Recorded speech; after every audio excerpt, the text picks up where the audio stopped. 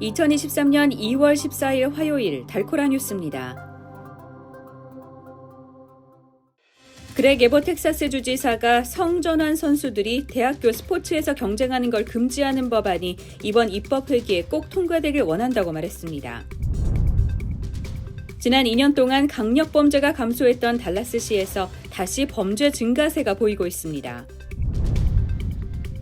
유명 투자은행 JP모건이 미국 증시가 오를 만큼 올라 이제 남은 것은 하락뿐이라며 주식 투자에 신중을 기하라고 충고했습니다.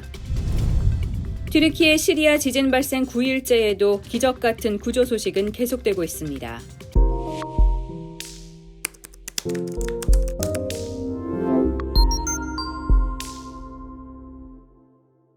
그렉 에버 텍사스 주지사가 성전환 선수들이 대학교 스포츠에서 경쟁하는 걸 금지하는 법안이 이번 입법회기에 꼭 통과되길 원한다고 말했습니다.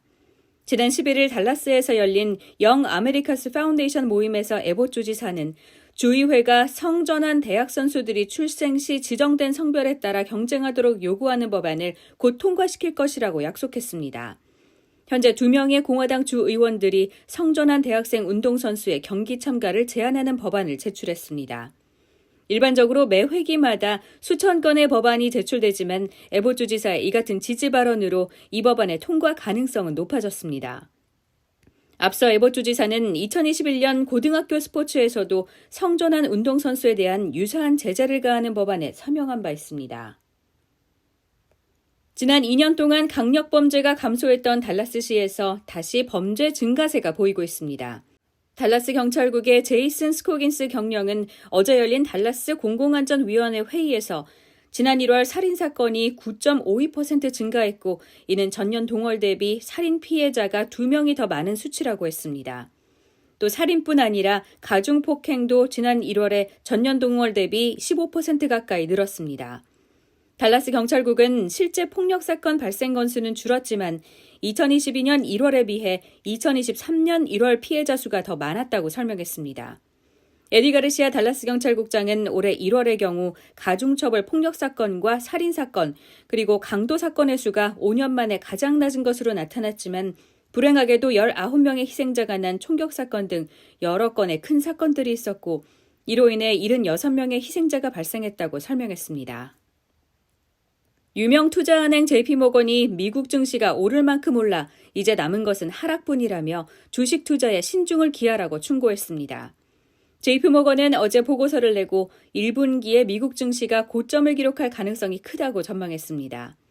미슬라브 마테이카 JP모건 전략가는 보고서에서 소비자 물가지수 하락과 중국의 경제 재개, 채권 수익률 하락 등으로 증시가 지난해 10월부터 상승세를 타고 있지만 이제 그 동력이 떨어졌다고 분석했습니다. 이에 따라 증시는 이번 1분기에 고점을 기록한 뒤 올 하반기에는 하락할 가능성이 크다고 덧붙였습니다. 특히 연초 증시는 강력한 랠리를 펼쳤습니다.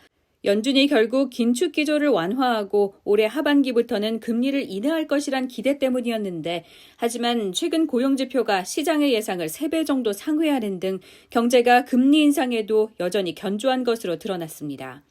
따라서 연내 금리 인하 가능성은 크게 낮아졌습니다. 결국 증시가 올 1분기에 정점을 찍고 하락할 가능성이 크다고 JP모건은 내다봤습니다. 튀르키예 시리아 지진 발생 9일째에도 기적 같은 구조 소식은 계속되고 있습니다. 하지만 매몰된 사람들을 구해내리라는 희망은 점점 사그라들고 있습니다. 생존자들의 구호로 초점이 옮겨가는 가운데 튀르키예 일부 지역에선 건물 철거 작업이 시작됐습니다. CNN 튀르크는 오늘 18세 소년 무함메드 카페르가 지진이 발생한 지 198시간 만에 튀르키예 남부 아디야만주의 건물 잔해에서 구조됐다고 보도했습니다. 또 튀르키예 카흐라만바라슈에선 두 형제가 역시 198시간 만에 무너진 건물 밖으로 나왔습니다. 이처럼 생환 소식이 간간히 이어지고 있지만 매몰자의 생존 가능성은 점차 희박해지고 있는 게 전문가들의 일치된 의견입니다. AP통신은 이를 토대로 이번 지진으로 피해를 본 튀르키예 10개 주 가운데 7개 주에선 구조 작업이 종료될 것으로 보인다고 전했습니다. 오늘의 단신입니다. 이재명 민주당 대표를 지금까지 3차례 불러 조사한 검찰이 16일이나 17일쯤 구속영장을 청구할 것으로 알려졌습니다. 은행에 대한 한국 정부와 여론의 이자 장사, 돈잔치 비난이 커지는 가운데 지난해 5대 은행 임직원에 지급된 성과금만 모두 1조 3천억 원이 넘는 것으로 확인됐습니다. 러시아가 대공습을 재개하려는 조짐을 보이는 가운데 북대서양 조약기구가 우크라이나의 주력 전차를 비롯한 무기 체계 전달을 가속화하는 방안을 논의하기 시작했습니다. 발렌타인데이 데이트 비용이 가장 비싼 도시가 중국 상하이로 나타났습니다. 지금까지 2월 14일 화요일 달코라 뉴스의 소피아 싱이었습니다.